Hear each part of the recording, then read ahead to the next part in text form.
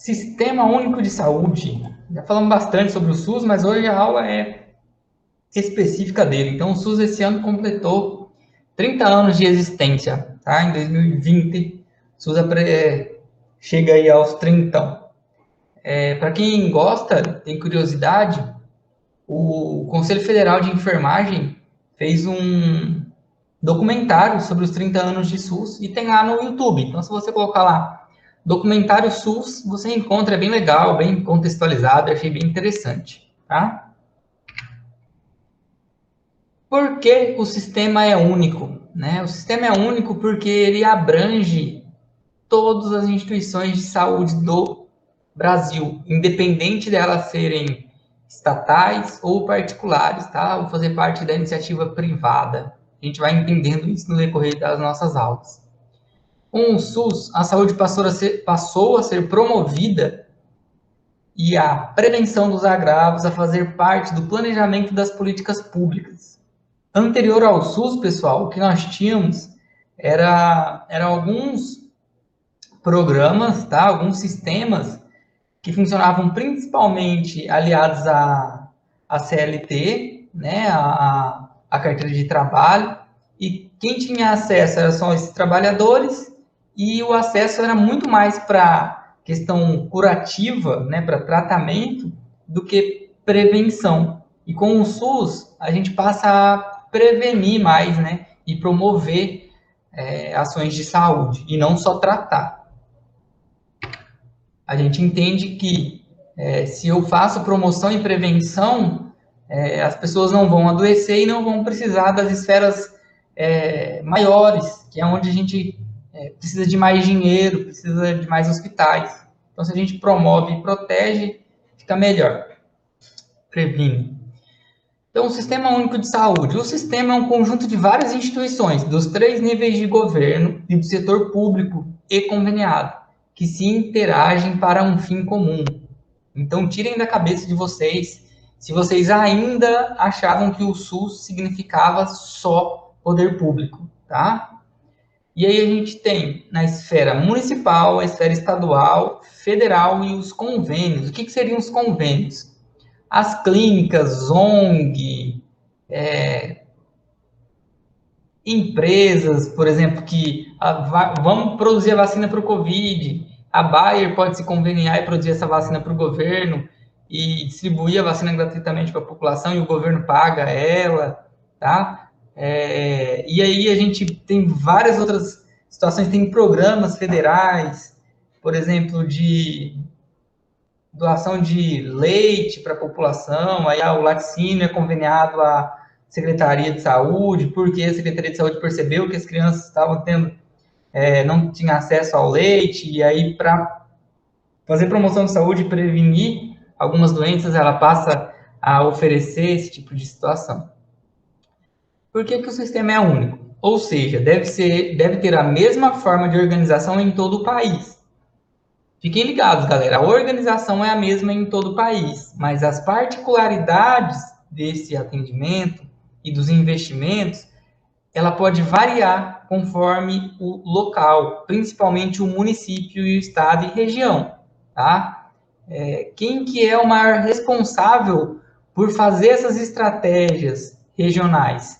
São o prefeito e o secretário de saúde, tá? Quem está mais perto da população. O governo federal e estadual ficam muito mais responsáveis por cobrar o imposto e repassar essa verba, né, para os municípios, do que levar a saúde para as pessoas. Então, lá a população que chega com o atendimento, geralmente é a prefeitura. Poucas situações ficam aí para o governo estadual e federal. 3 características definem este novo modelo de saúde. Novo, né, que já faz 30 anos.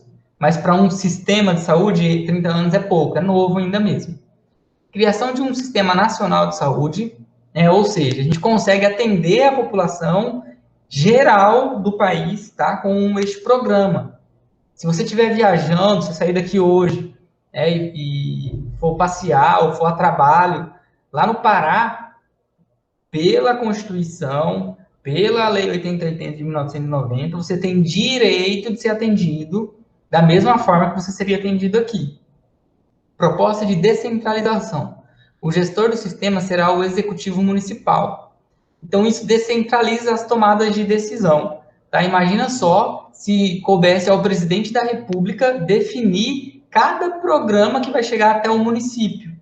Tem município, por exemplo, que ainda precisa muito de ações no combate da malária e da febre amarela.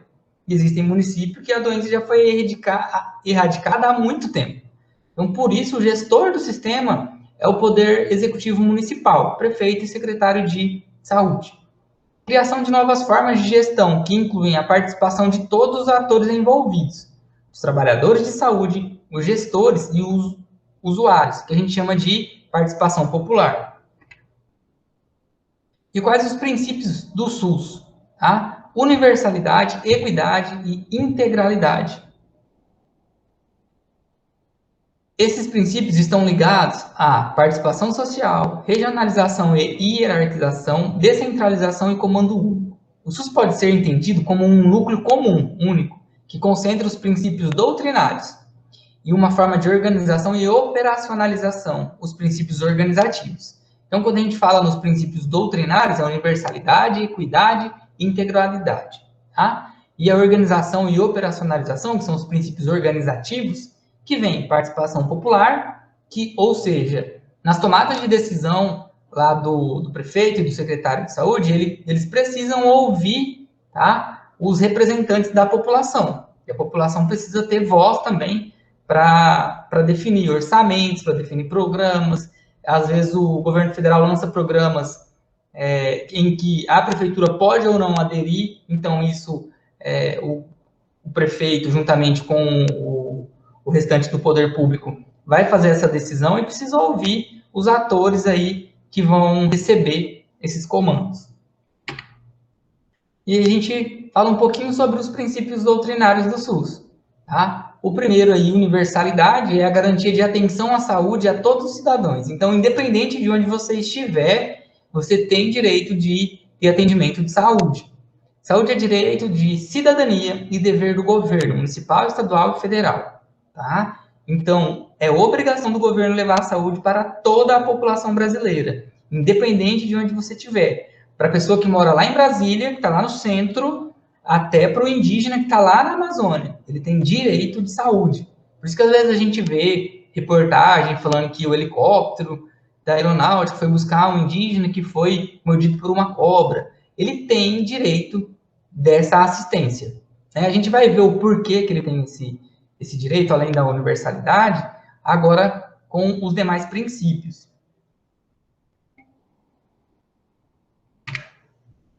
A equidade. Então, quando a gente fala em equidade, pessoal, é a gente levar para cada pessoa o que ela precisa, considerando as particularidades dela. Então, equidade é assegurar ações e serviços de saúde de acordo com a complexidade que cada caso requer, sem privilégios e sem barreiras. Todo cidadão é igual perante o SUS e será atendido conforme as suas necessidades, até o limite de que o sistema pode oferecer para todos. Então, assim, quando que vem a equidade? Todo mundo, quando a gente lembra lá, pega lá a universalidade, diz que todo mundo tem direito de atendimento ao SUS. Se eu aqui sair de casa e uma cobra me morder, eu ligo para o SAMU me busca, a gente vai para o hospital, eu recebo o tratamento, beleza. É um direito meu. O indígena que está lá na Amazônia, se uma cobra morde ele, né, ele vai precisar de muito mais assistência, porque vai ter que sair um helicóptero, né, buscar ele lá, trazer ele, vai ter que trazer alguém da família, porque ele vai estar longe da família, alguns nem falam a língua, né, nem falam português. Então, ele tem direito a essa assistência por conta da equidade. Então, com ele, mas aí vai gastar muito com ele. Vai, mas está na equidade, tá? Ele tem direito a isso. Quem precisa de mais, tem que ter mais. Quem precisa de menos, pode ter menos. Aqui tem exemplo, Muita gente confunde equidade com igualdade. Então, igualdade seria isso aqui, Eu dou a mesma caixa para as 3 pessoas, tá? O problema ele não é tão efetivo. Equidade é isso aqui, ó. O grandão não precisaria de subir em degrau nenhum. O médio precisa só de um degrau. Eu pego o do grandão e passo para o pequenininho, e aí todo mundo consegue assistir o jogo.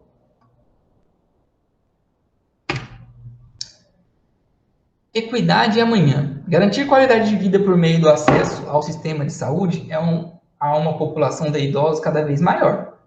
Este é o desafio que o SUS enfrentará no horizonte dos próximos 20 anos.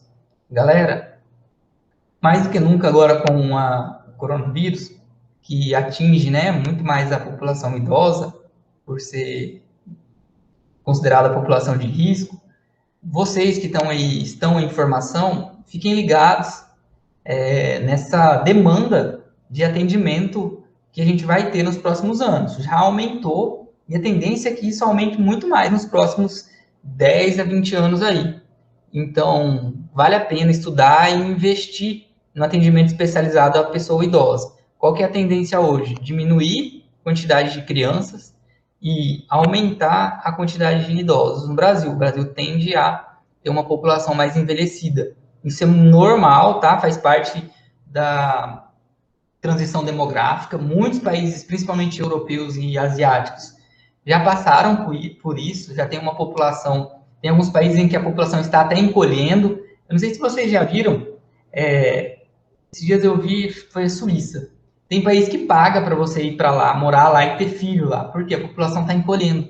Isso não é lenda não, isso é verdade mesmo.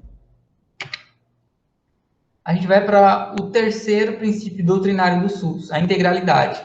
O homem é um ser integral, biopsicossocial e deverá ser atendido com esta visão, por um sistema de saúde também integral, voltado a promover, proteger e recuperar sua saúde.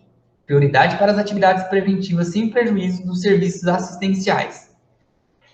Galera, quando a gente fala sobre esse ponto de integralidade, vocês passam a entender o tamanho da bucha que o poder público tem para resolver. Ou seja, quando a gente traz o princípio da integralidade, isso está muito envolvido com o ser integral, com você. Cada ser, cada pessoa tem as suas necessidades, tá? Então, para algumas pessoas é muito importante meditação. Se essa pessoa comprovar que ela precisa de meditação para ser feliz e para ter saúde, para ser saudável, o correto é que o SUS ofereça esse serviço de meditação para ela, tá? Por quê? Quando a gente fala em integralidade, a gente entra num meio muito subjetivo. Para algumas pessoas é muito importante fazer atividade física. Para outras pessoas é muito importante o lazer. Já para outras pessoas é muito importante os serviços assistenciais, porque essas pessoas já nasceram com algum tipo de doença e ela precisa da assistência sempre, sem perder as atividades preventivas, né? E de promoção e proteção da saúde.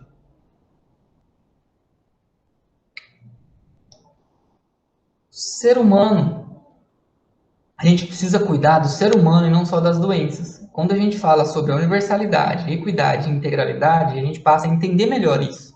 Tá? Então, os princípios doutrinários do SUS, se a gente olhar bem, com bastante calma, você entende, tá? Que o que está em jogo aí são as pessoas, o ser humano. É o bem-estar das pessoas. Aqui a gente até tem um exemplo. Um indivíduo aqui com a perna quebrada, né, enfaixada, com a muleta. Esse aqui passou por um serviço assistencial. Mas o restante não está doente. Mas não é por isso que eles não têm direito de ações de prevenção e proteção à saúde. É aí que entra vacinação, teste de exame de próstata, mamografia, tudo que o ser humano precisa para que a sua saúde seja promovida. E aí nós entramos nos princípios organizativos do SUS, tá? Ou organizacionais. A gente fala primeiro sobre regionalização e hierarquização. Os serviços devem ser organizados em níveis de complexidade tecnológica crescente, dispostos em uma área geográfica delimitada e com definição da população a ser atendida. Imaginem só, pessoal, se não fosse esse princípio de regionalização e hierarquização, imagina se todo mundo fosse atendido no mesmo lugar, ou seja, a pessoa que precisa fazer quimioterapia vai para o hospital regional, a pessoa que precisa fazer hemodiálise vai para o hospital regional, a mamãe que precisa ganhar neném vai para o hospital regional, a mamãe que só quer aplicar a vacina no seu filho vai para o hospital regional, o indivíduo que quer aferir a pressão arterial vai para o hospital regional. Ia ser uma bagunça, tá? Ia ser mais bagunçado ainda, porque hoje ainda não é aquele mar de rosas, mas vamos lá. Então, essa regionalização e hierarquização é assim, ó, a gente atende conforme os 3 níveis. Nível primário, secundário e terciário. Então, as UBS, tá? Então, tem a ver com o atendimento primário, e aí a gente tem os atendimentos que a gente chama de secundário ou média complexidade, que é alguns exames para diagnóstico, acompanhamento, e depois a gente tem o nível terciário, tá? Que são os hospitais, que são equipados de centro cirúrgico, UTI, respiradores, bombas de infusão, tá? Que a gente chama de alta complexidade. Então, a porta de entrada das pessoas pelo SUS seria as UBS, que é o nível primário. Então, a UBS tem toda a equipe de saúde da família, por exemplo, para fazer assistência, para fazer cadastro, para saber quando uma pessoa precisa ser levada ao nível secundário para fazer um exame específico, por exemplo. Uma pessoa que entra no serviço de saúde, ela é acompanhada lá no serviço de saúde básica, e aí ela precisa, por exemplo, fazer um cateterismo. Ela vai passar pelo nível médio, secundário, vai passar pelos exames. Nesse nível médio, vai descobrir que ela precisa desse cateterismo e aí ela vai ser encaminhada para o serviço hospitalar, tá? Que é o serviço que a gente fala lá da atenção terciária, né, de alta complexidade. Porque essa pessoa vai passar ali por esse procedimento. Aqui a gente tem um exemplo, ó. Aqui a gente tem o hospital, aqui tem o SAMU, unidade básica e a UPA. Como que a gente pode levar de exemplo isso aqui, pessoal? Unidade básica, atenção primária, tá? A UPA seria atenção secundária. Se alguém aí de vocês já foi para numa UPA, você vai ver que assim, lá na UPA, o SAMU, né, é chamado para te buscar. E aí você tá com... Não é acidente grave nem nada, você é um paciente que tem hipertensão arterial e nesse momento a sua pressão arterial subiu, você passou mal e você precisa ser medicado. Provavelmente, se na cidade, ali perto, tiver uma UPA, você vai ser levado para a UPA. Né? Lá na UPA, você vai ser atendido, o médico vai colocar um soro, fazer uma medicação. Se a sua pressão arterial voltar ao normal, você vai ser dado alta e vai voltar para casa. Se precisar de uma alta complexidade, aí sim você vai ser enviado para o hospital. Agora, no caso, se for um acidente de trânsito, tiver fratura exposta, precisar de cirurgia ou coisa assim, o SAMU já te leva direto para o hospital. E a descentralização? Galera, descentralizar é a gente redistribuir e tirar a responsabilidade somente de um ator. Tá? Então, olha só. Redistribuição das responsabilidades quanto às ações e serviços de saúde entre os vários níveis de governo, a partir da ideia de que, quanto mais perto do fato a decisão for tomada, maior chance de acerto. Isso a gente chama de municipalização da saúde. Cabe aos municípios a maior responsabilidade na promoção das ações de saúde, diretamente voltada aos seus cidadãos. Então, olha só o exemplo aqui, ó. Organização centralizada. Se o SUS tivesse uma organização centralizada, quem mandaria no SUS seria o presidente da República, tá? Mas não é o caso. Quem manda no SUS são os municípios, que ficam, né, aqui, ó, no final, aqui, ó, pertinho da população. Aí ele toma a decisão conforme as necessidades da sua população. Isso é descentralização. Participação social, né? Eu tinha adiantado para vocês sobre isso. Garantia constitucional de que a população, através de entidades representativas, participe do processo de formulação das políticas de saúde e do controle de sua execução, em todos os níveis de governo. Geralmente são os conselhos de saúde e conferências de saúde, tá? Não é qualquer um que chega dando pitaco no SUS, não. Tem que ser organizado, ele tem que fazer parte de uma associação, de um sindicato, tá? E fazer parte aí dos conselhos de saúde, ser convidado a fazer parte do conselho de saúde e representar a sua população. Ações no âmbito do SUS. Aqui nós temos exemplos do que já foi feito pelo SUS, né? Então, criado pela Constituição de 1988, hoje é um dos maiores sistemas públicos de saúde do mundo. Olha o tamanho do SUS. Deve oferecer acesso integral, universal e gratuito para toda a população, desde o atendimento ambulatorial até o transplante de órgãos, passando por consultas, exames e internações. Deve promover também campanhas de vacinação e ações de prevenção de doenças e de vigilância sanitária. O Brasil gasta por volta de 3,4% do PIB, né, que é o Produto Interno Bruto, em saúde. Então, galera, às vezes eu fico só olhando. Tem gente que vai na rede social e fala, nunca usei o SUS. Certa pessoa nunca tomou vacina, certo, o restaurante que ela vai só é limpinho, bonitinho, porque a vigilância sanitária não passou por lá. Então, de alguma forma, todos os cidadãos brasileiros já foram atendidos pelo SUS, ou direto ou indiretamente. O gasto privado com a saúde no Brasil se destina ao atendimento de 25% da população, mas é maior que o total que o governo envia ao serviço público de saúde. Qual que é o problema do SUS? Ele é lindo no papel. O problema do SUS é que o dinheiro que o governo manda, esses 3,4% do PIB, não é o bastante para o SUS funcionar de maneira integral, universal e com equidade para a população. É muita gente para ser atendida e pouco dinheiro que é enviado, tá? Então, assim, fica muito mais fácil a gente entender. O problema do SUS é que falta dinheiro. E, às vezes, lugares que tem dinheiro, tem aí um ou outro, né, que desviam esse dinheiro ainda.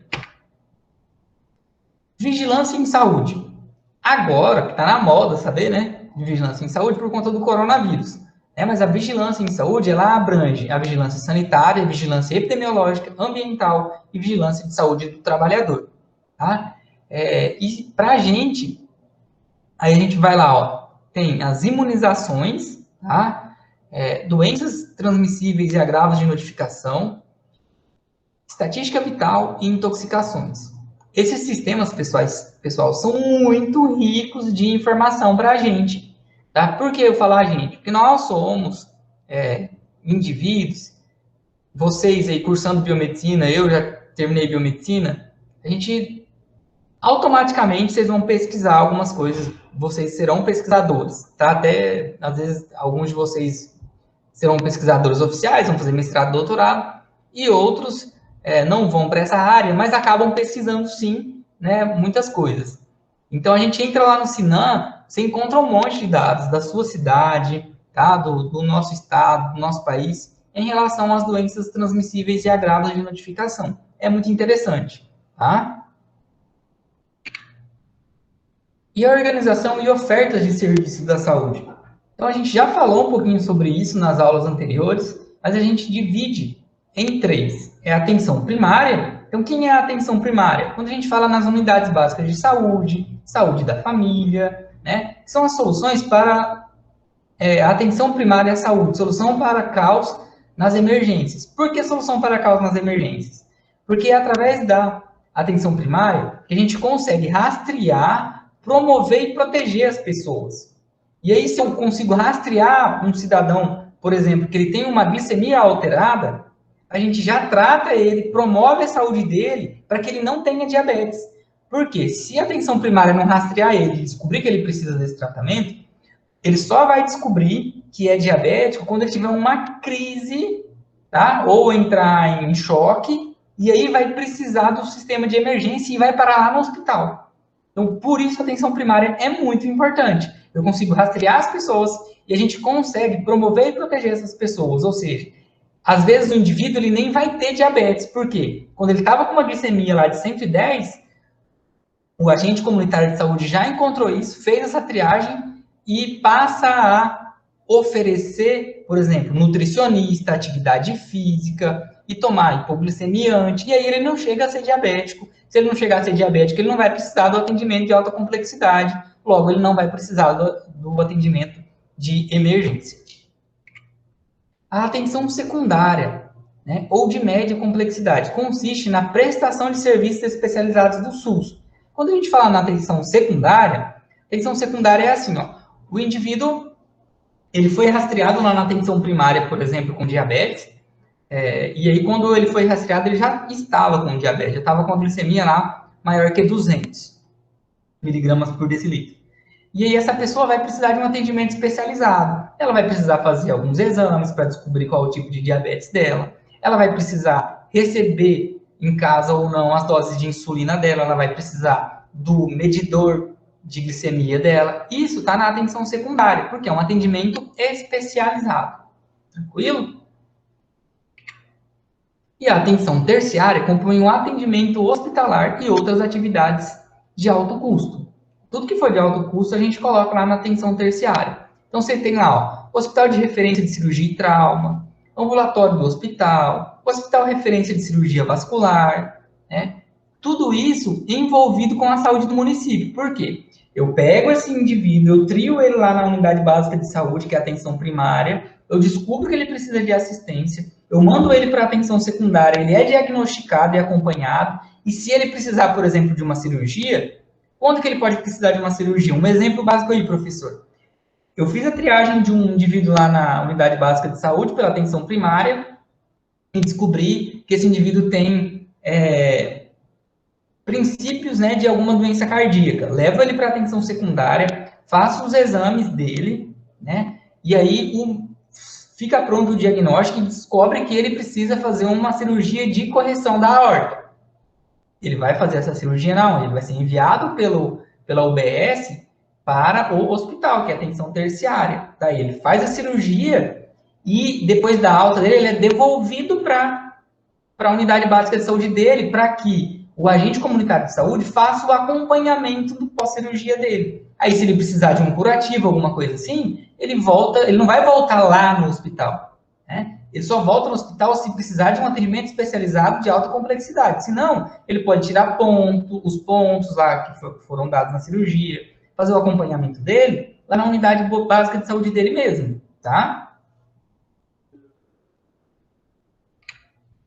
Bom, galera, era isso aí.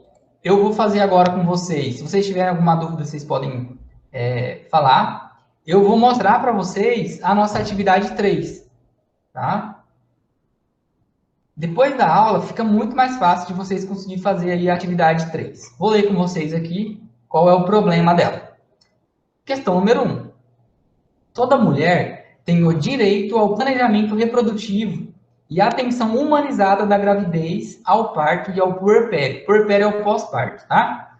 Bem como as crianças têm o direito ao nascimento seguro e ao crescimento e desenvolvimento saudáveis. Assegurar esses direitos é o objetivo do Ministério da Saúde com o programa Rede Cegonha. Essa estratégia tem a finalidade de estruturar e organizar a atenção à saúde materno-infantil no país e está sendo implantada gradativamente em todo o território nacional. E aí vem lá, parte 1. Olha a historinha. Maria Lúcia está gestante, tem 25 anos e apresenta sinais de trabalho de parto prematuro. Está grávida de 6 meses só. Está na casa de sua mãe, que mora em outro município no mesmo estado, passando o final de semana prolongado, e foi à maternidade pública mais próxima, juntamente com o esposo. Sendo que, ao chegar, foi recebida pela recepcionista, que informou que não há vagas para pessoas que não residem naquele local. Maria Lúcia e o esposo saíram e buscaram outra maternidade pública. O que vocês acham? Considerando o princípio da universalidade, vocês acham que isso está certo?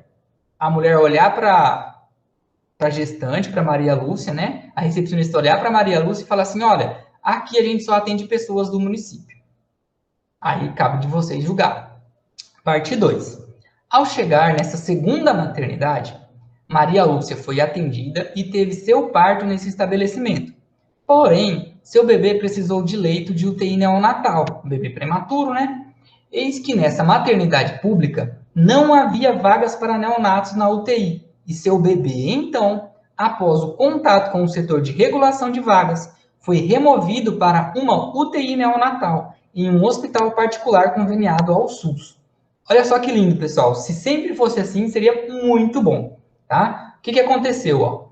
Maria Lúcia e seu esposo, lá na parte 2, foram para outra maternidade. Maria Lúcia teve o seu bebezinho e o bebê precisava da UTI neonatal. Não tinha vaga ali. O que o setor de regulação do município fez? Ligou para um hospital conveniado do mesmo município, mas esse hospital era particular. Ligou e falou assim, olha, eu preciso de uma vaga na UTI neonatal aí. Tô mandando o bebê da Maria Luísa para ir. Da Maria Lúcia, desculpa. Beleza, beleza. Mandou. A Maria Lúcia precisou pagar alguma coisa lá no hospital particular? De maneira alguma. Quem pagou foi o SUS. Porque o hospital particular era conveniado ao SUS.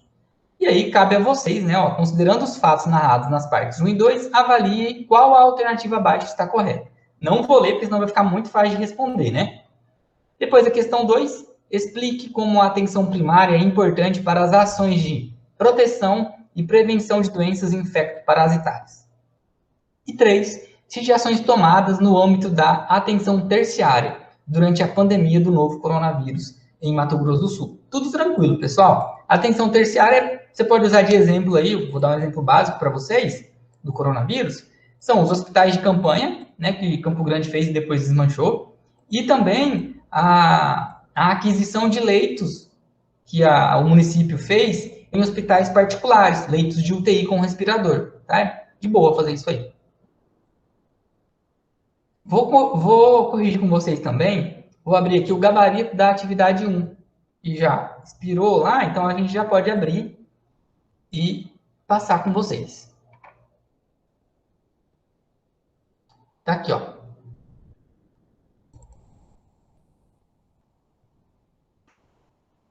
Segundo a organização e a oferta do serviço de saúde no âmbito do SUS, existem serviços de atenção primária, atenção secundária e atenção terciária em saúde. São consideradas medidas preventivas todas aquelas utilizadas para evitar as doenças ou suas consequências, que ocorram de forma esporádica, quer de modo endêmico ou epidêmico. Assinale a alternativa correta. Aí vamos lá. Alternativa A. O uso de preservativos para evitar a infecção por DST é um exemplo de prevenção secundária? Não, pessoal, está errada. O uso de preservativos para evitar a infecção está na prevenção primária. Sempre que é para evitar o contato ou o contágio, está em prevenção primária. B. Ginástica laboral e exercício físico para doentes são exemplos de prevenção primária, assim como o uso de medicamentos para doenças crônicas como hipertensão. Galera, fiquem ligados nisso. Olha o que ele fala aqui na B. Ginástica laboral e exercício físico para doentes. A pessoa já está doente, tá? Por isso, não é primária. Quem já está doente sempre vai ser secundário ou terciário. Como que eu vou saber se é secundário ou terciário? Que ele trouxe aqui para a gente assim, ó. Ginástica laboral e exercício físico para doentes são exemplos de prevenção primária, assim como o uso de medicamento para doenças crônicas como hipertensão.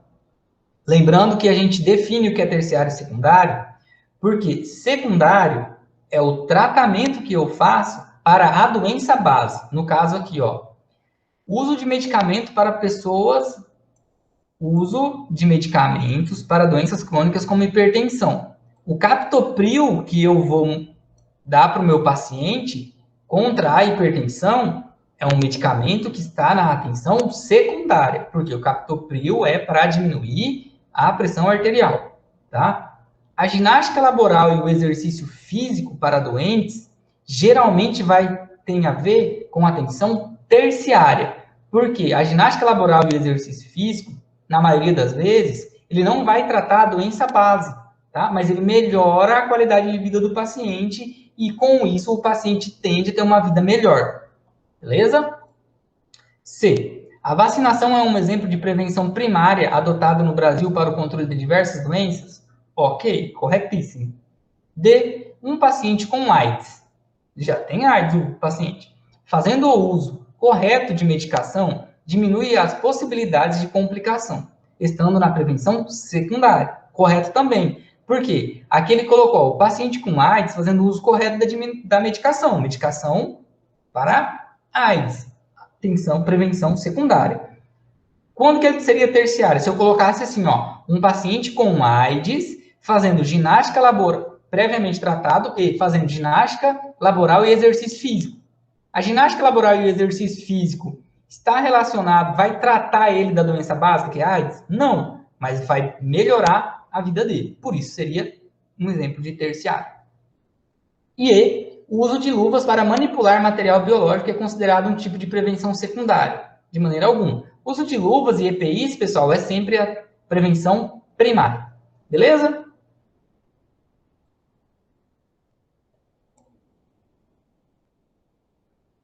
Bom, parei a apresentação agora para ouvir aí vocês sobre as dúvidas que vocês têm. A Ana Vitória pediu, professor, explique a parte da descentralização novamente, por favor. Explico sim, Ana Vitória.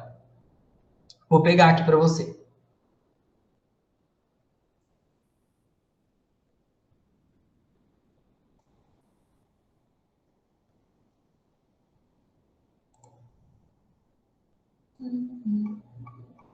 Descentralização.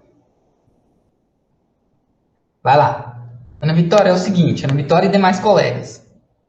Vou tentar explicar de uma maneira diferente, então, a descentralização. Quando a gente fala da descentralização no SUS, é eu tirar o poder de decisão, tá, da hierarquia maior. Naturalmente, se não tivesse esse princípio de descentralização, quem tomaria todas as decisões do SUS, que está ligado ao poder público, seria o presidente da República, tá? Ou os governadores. Não é quem manda mais, não é quem está mais assim, ó, você tem lá o presidente da República, governador de estado e prefeito de cidade. O prefeito seria quem, quando a gente fala em poder executivo, é quem manda menos, né? Só que no SUS é o contrário. A gente descentraliza por quê? Você tem aí no país, se você tiver 5.000 municípios, você tem 5.000 gestores gerenciando o seu sistema de saúde conforme as necessidades daquele município, daquela população. Ao contrário do que se fosse só hoje, por exemplo, o Bolsonaro falando assim, olha, lá em Campo Grande a saúde vai ser igualzinho à saúde lá de Maceió, por exemplo, que é uma cidade litorânea. E o que ia acontecer? Iam chegar ações para a gente aqui que a gente não ia usar. E coisas que a gente iria precisar, por exemplo, que tem muito, campanha para prevenção de dengue. Tem locais no país que não sofrem com dengue. E aí, quando o presidente da República fosse fazer a distribuição dos recursos, será que ele ia mandar tratamento de dengue para todo mundo, até para quem não precisa? Então, quem toma essa decisão com a descentralização é o poder municipal, que é quem está mais perto da população e sabe o que a população mais precisa. A descentralização, por exemplo, ela acontece, vou dar um exemplo aí, então, aí na sala de vocês. Por que vocês têm os líderes de turma? Tá? Vocês têm os líderes de turma para a gente descentralizar o poder. Imagina se a reitora da Unigran tomasse todas as decisões sem conversar com as pró-reitorias, com as direções, sem conversar com as coordenações e sem as coordenações conversar com os líderes. Então, muitas vezes, vocês aí na biomedicina, vocês falam assim, olha, para nós seria melhor aumentar os laboratórios. Mas o curso de arquitetura não tem laboratório. Se ela fosse fazer tudo igual para todo mundo, não ia dar muito certo. Né? Então, a gente descentraliza, coloca os líderes de turma e os líderes vão falar assim, olha, para a nossa turma, a gente precisa disso, disso e disso. E assim é na saúde. Lá na saúde, quem manda, né, no SUS é o prefeito. O prefeito vai enviar um requerimento para o governo do estado e para o governo federal, dizendo assim, olha, aqui em Campo Grande, nós estamos precisando de recursos para investir na promoção e prevenção da dengue, porque aqui está tendo muita dengue. Quando é o ano que vem, não tem dengue, mas tem muito DST. O prefeito que vai definir isso. O prefeito vai falar assim, olha, está tendo mais DST do que dengue, então vamos pegar aquele... Não manda mais tanto dinheiro para dengue e manda para DST. Tá? Isso é descentralizar. E aí, para cada município, ele vai receber os programas e os atendimentos que ele precisa conforme as necessidades da população dele. Ana, foi?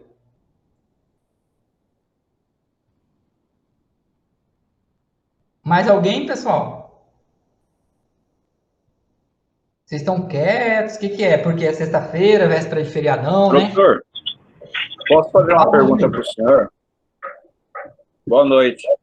Boa noite. Professor, essa primeira atividade do senhor aí, a questão lá está como marque a alternativa correta, né? Na verdade, são duas. Bem dizer, eu errei, né? Mas, na verdade, eu tinha na intuição lá, que eu li os PDF, as duas alternativas, na verdade, a C e a D, estavam corretas, estão corretas. E está praticamente concreto ali, né? Diretamente a C, né? E a D também está no PDF. Mas, pela pergunta, eu fui e marquei só a C, né? Porque estava mais concreta, porque lá em cima estava marque a alternativa correta. Então, eu pensei que era só uma só, né? E, na verdade, a C e a D que estão corretas, né? Ô, Rodrigo, o que eu fiz? Dá uma olhadinha no seu... Eu vou até olhar agora aqui, que a gente tem tempo. Vou até olhar como que eu coloquei lá o seu portfólio. Mas quando o que aconteceu? Foi um erro de digitação meu. Eu tinha que ter colocado assim, alternativas e aí um barrinha, o S, Isso. correto. E eu não coloquei. E aí o que eu fiz? Aí a gente tem que chamar a responsabilidade para quem errou. Quem errou foi eu. E aí quem colocou só uma alternativa e ela era uma das corretas, eu dei a questão como correta.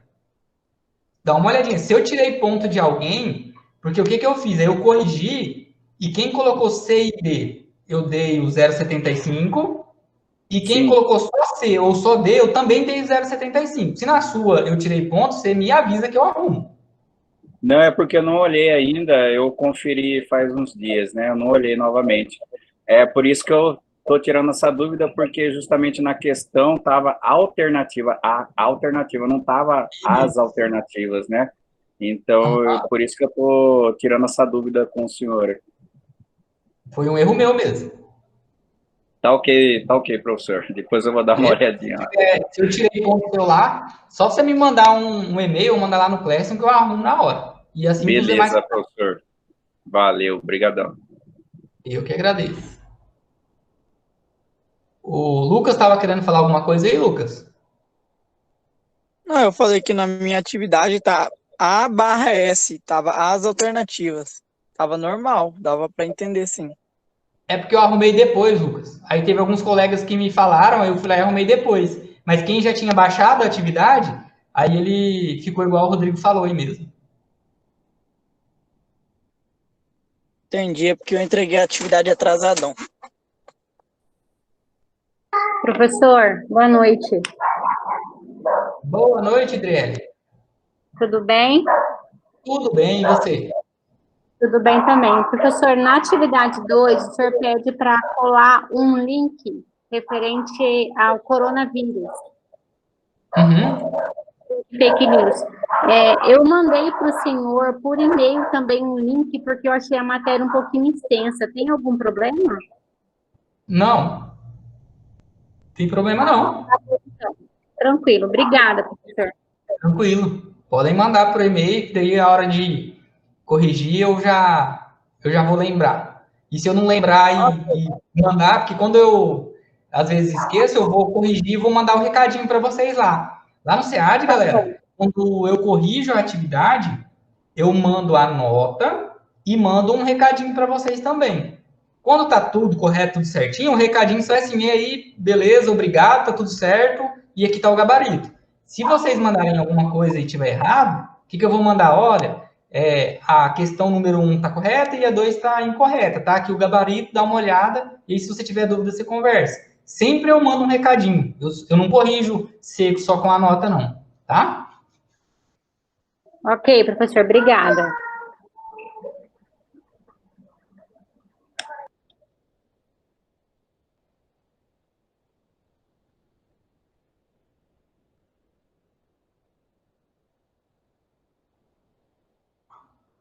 Tranquilo, pessoal? Deixa eu ver aqui, que até ontem eu conferi, pedi... Ah, agora apareceu. A aula 3 e 4 não estava aparecendo, né, para vocês até ontem. Não sei se vocês perceberam isso. Por isso que eu tinha colocado no Classroom, mas agora lá no SEAD está tudo certinho, tá até a 4. Acabei de conferir.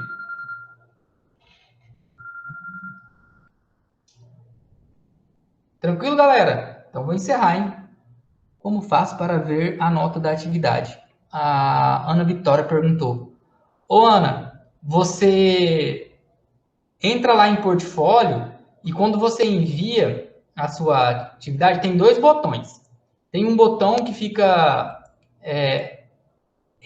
não respondidas e um botão que fica respondidos.